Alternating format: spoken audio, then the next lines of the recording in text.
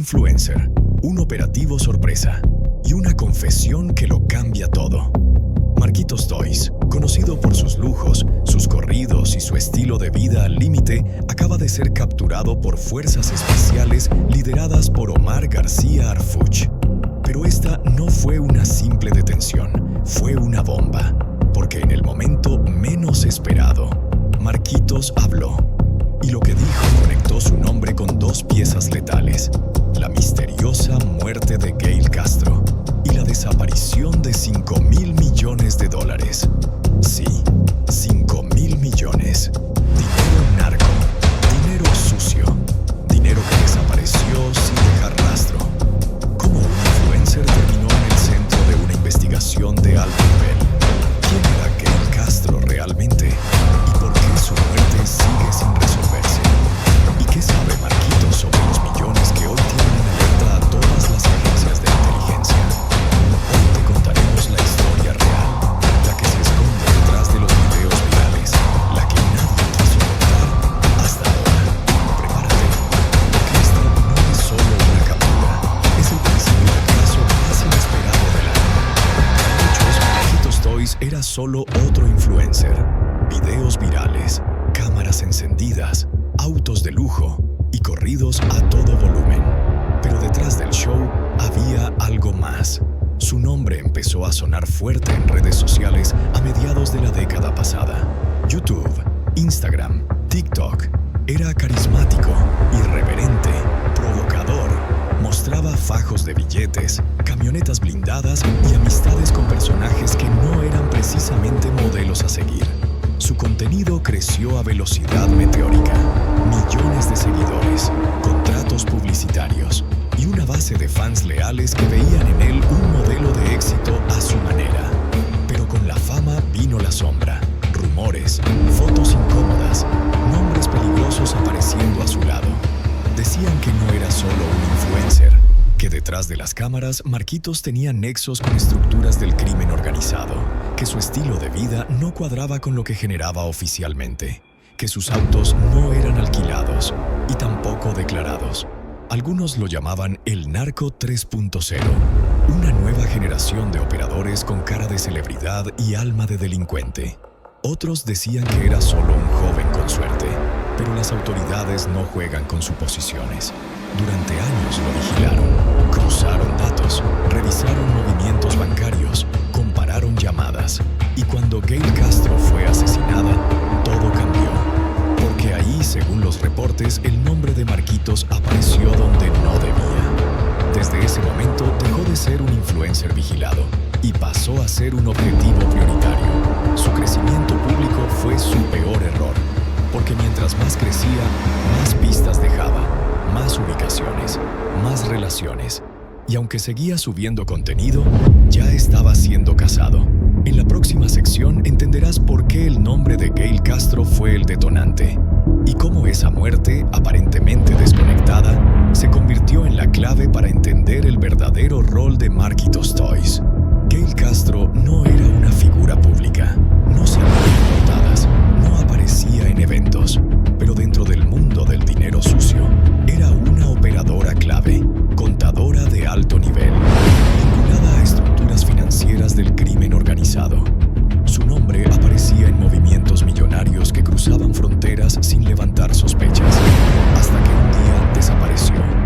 Semanas después, su cuerpo fue hallado sin vida, sin documentos, con signos de violencia extrema y sin rastros directos hacia un sospechoso. Oficialmente, el caso quedó como no resuelto, pero dentro de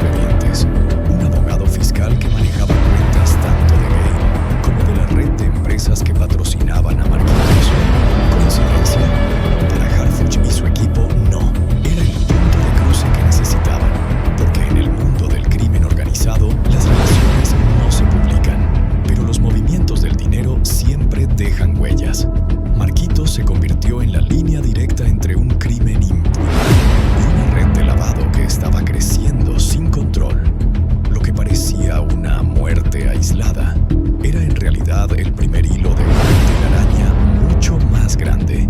Y en el centro de esa telaraña había un rostro conocido, un influencer. En la siguiente sección descubrirás cómo fue planeada la captura y qué dijo Marquitos en el momento en que todo se vino abajo. El operativo comenzó con un silencio total. Nada de filtraciones, nada de ruido en redes, solo coordenadas, vigilancia y espera. Omar García Alfuch sabía que esta captura no podía fallar. Marquitos no era un sicario armado, pero sí era una figura mediática capaz de movilizar masas y sembrar caos. El seguimiento se intensificó por semanas. Drones, agentes encubiertos, intervenciones telefónicas indirectas. Todo apuntaba a un evento privado en una finca a las afueras de Mazatlán. No era una fiesta pública, era una reunión sagrada.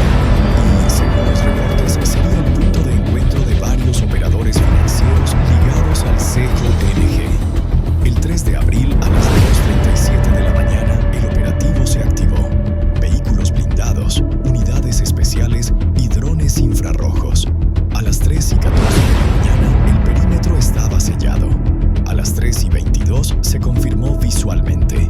Marquitos Toys estaba en la propiedad. Y a las 3:28 cayó, sin disparos, sin persecución, solo una orden seca, al suelo. Lo encontraron en una sala lujosa, acompañado de 2 personas. Intentó argumentar, pero ya no tenía espacio para negociar. Fue esposado, trasladado en helicóptero y llevado a una instalación federal segura.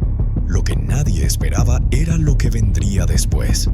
En el primer interrogatorio, Marquitos rompió el silencio y lo hizo rápido. Yo no ordené nada, pero sé lo que pasó con Gail. Esa frase cambió el curso del caso.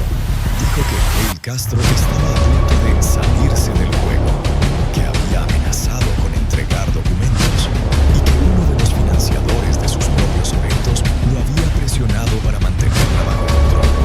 Mencionó nombres, fechas, cuentas, incluyó grabaciones, mensajes, audios con amenazas y luego soltó lo más fuerte. Los 5.000 millones no están perdidos. Sé quién los tiene.